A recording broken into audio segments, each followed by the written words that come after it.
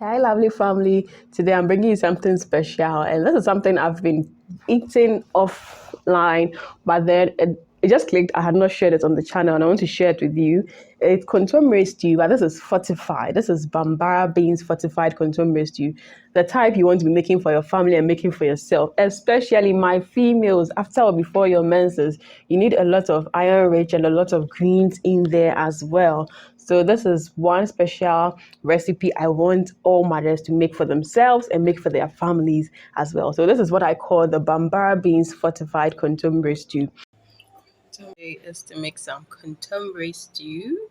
So I've got my contemporary cocoyam leaves. I've got some Kako, which I'm going to use to start off, some onion and just to fry and smell good.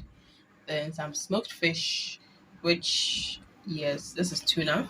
Then this time round, I'm using the Turkeyberry bell pepper.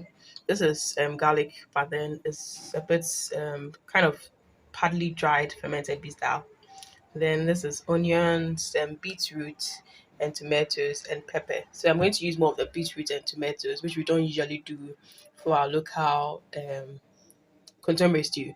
That's a twist I'm giving to this. And the major twist is my Bambara beans. I'm going to use Bambara beans for my contemporary, and it's mwah, mwah, mwah, mwah, mwah.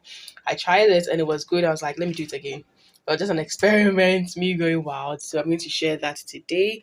And of course, I've got my ginger, blended ginger here, which I have a video on it. You should check it out.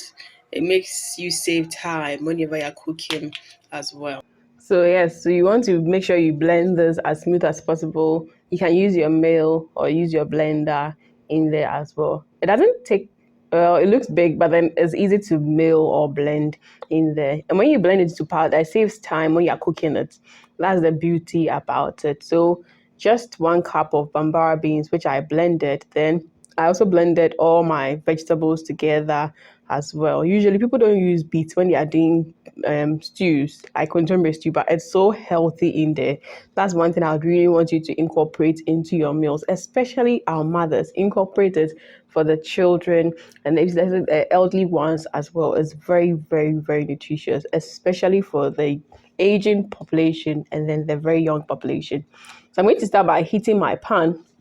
Once my pan goes on fire, I just put the palm oil on fire. Please, these days we want to conserve the nutrients in our food. Don't overly cook your things. So once the pan is on fire, you don't need the oil to heat. Pour the oil in, pour the blended vegetables in, put in your blended the ginger blend because it's frozen. I've sent it in early as well. Then just cover it up and let all of them cook by themselves. Because at the end of the day, if you cook the oil too much, it begins to burn. You are denaturing the oil, and then your vegetables. Do you cook it? Not then what is the essence of eating it? So this is one thing you can also do. Then I added in the salt as well, so it cooks with it beautifully. So I'm just going to let this reduce like halfway in there. You don't want it to fully cook before you put in the Bambara beans, because Bambara beans also take you like 5 or 6 minutes to finish cooking. And so once the stew reduces a bit, you'd have to put in the Bambara beans in there so that it cooks with it. It doesn't take long to cook because it's powdered, but then it can easily stick to your pan. So if you start with it with the vegetables to use, like the vegetables blend in there, I drink a crack. So usually once I put that in, I add the fish as well. Then if it's too thick, I add a bit of water because it's going to take its time and it's going to also reduce and thicken. So if it's overly thick, it's going to be hard for it to also cook. So once everything is in there, I'm just going to let it cook over very low heat so that the fish would not feel like it was out of place in there. It would marinate the stew in there. Then the tomatoes in there and everything also cook and reduce beautifully in there. And as well as the Bambara powder in there. And I made mention that Bambara powder is just like cooking beans powder. It can easily stick to your pan. So every 5 minutes, you'd have to be stirring. Even though your heat is low, it's still going to want to stick to the fire. So you'd have to be stirring it as you go. And that is very important.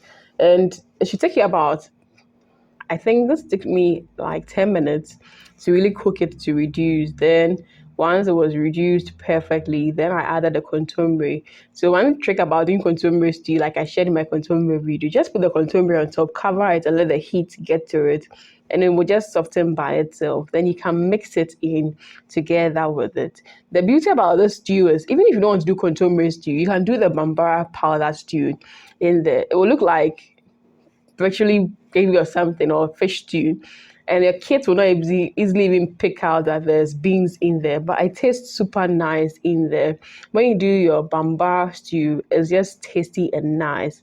The only thing is that you'd have to pre-blend it, and it's super fortified and super nutritious. So you can do with it even without your kontomire, but I'd also allow you to add the kontomire to it and have it very, very fortified. And you can replicate it in other stews, like your garden egg stews and all the other stews as well. So do give this recipe a try. Do let me know how it goes and give me feedback on it. I want you to try this as well. Till I see you in the next food video, do live life to the fullest. Be joyous, be merry. Lots of love from my team and I. Mwah.